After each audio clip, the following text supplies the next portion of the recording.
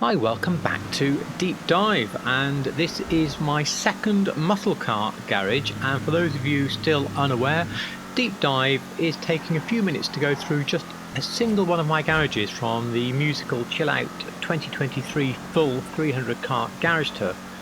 The idea is to look at perhaps any crew colours, any builder's notes, maybe a little about the real car, the inspiration behind my build, that sort of thing.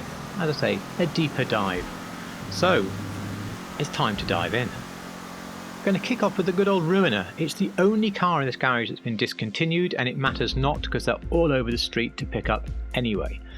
And I've built mine around the Trans Am GTA, which is not the game, it stood for Gran Turismo Americano. And basically it was their top of the range, and it was effectively designed to compete with the GT cars from Europe. I've never driven one, I don't know whether it succeeded or not.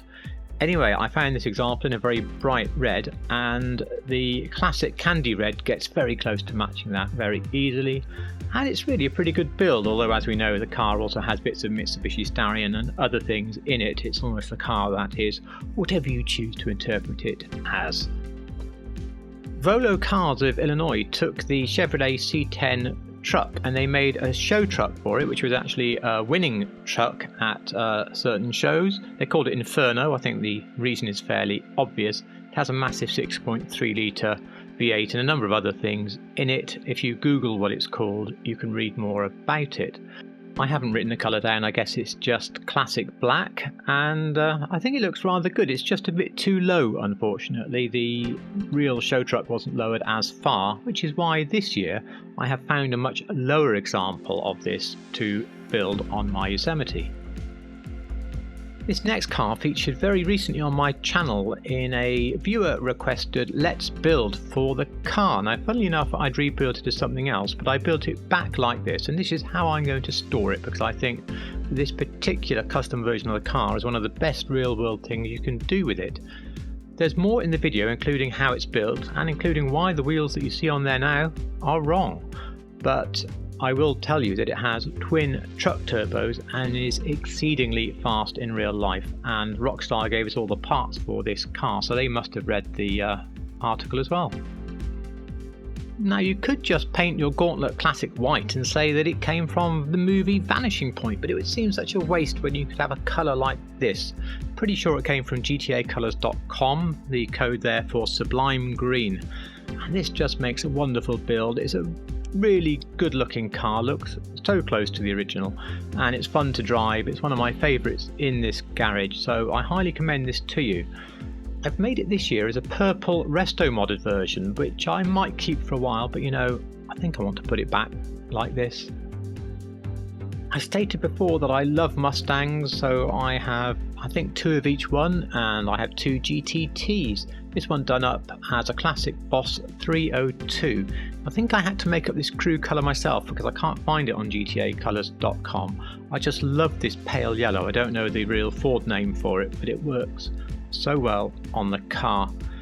This and the Tahoma are the only 2 in the garage that haven't been changed, so you'll see this car in the outro, and I apologise in advance because you're going to hear turbo noises, and that's because this car was the top of its tree for muscle car racing for about 5 minutes, and of course it got fully tuned up for that. I don't like to take the turbo off, but it does sound slightly wrong.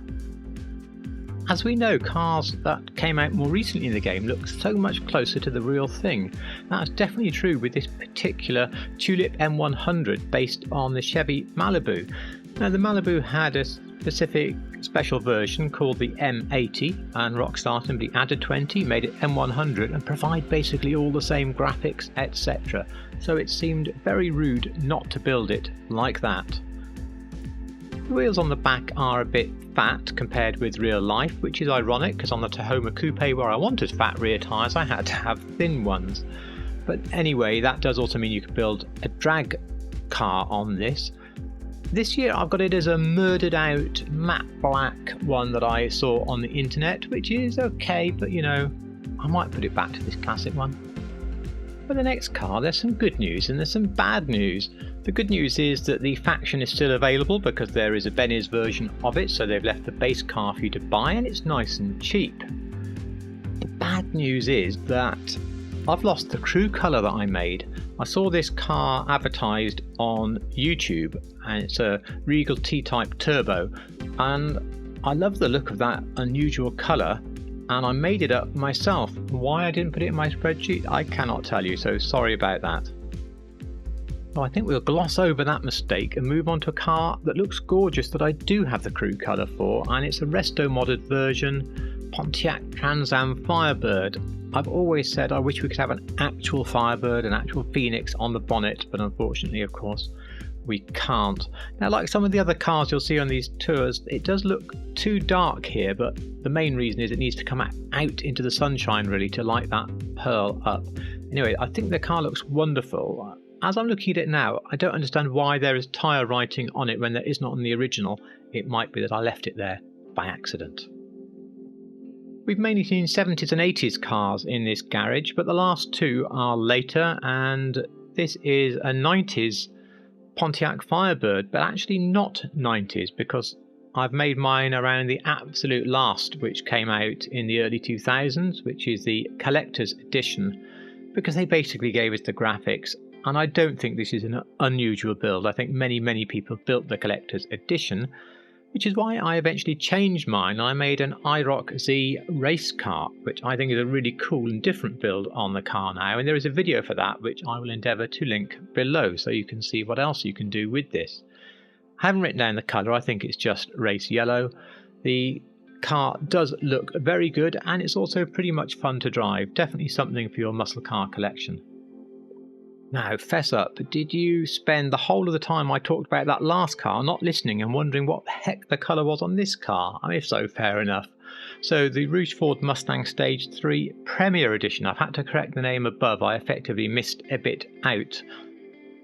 It is a special paint colour that Rouge developed for the car. They developed a number of ones for this 540 horsepower Stage 3 Mustang in 2012. I think it looks pretty stunning. Obviously, we're left with only the paint colour pattern that we get on the standard car that you can steal from the street. But still, it's come out looking really good, and it's very individual. And I was so pleased with the Rouge Mustangs for this car that this year I've made a different Rouge Mustang for it. So if you're interested in a couple of quick build videos on 2 or 3 Rouge Mustangs, then do let me know.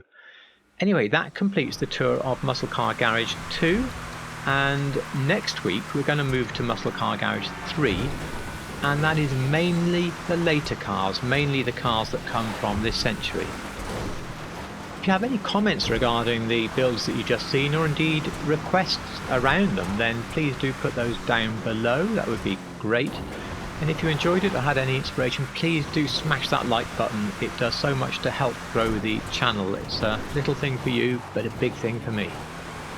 I've just discovered that nearly 3/4 of my viewers are actually not subscribed. Well, if you like real cars in GTAs and the builds of them, etc., then please change that percentage over for me and do subscribe to the channel, because there'll be tons here that you'll find beneficial and useful. I really hope you enjoyed this video, and thank you so much for watching.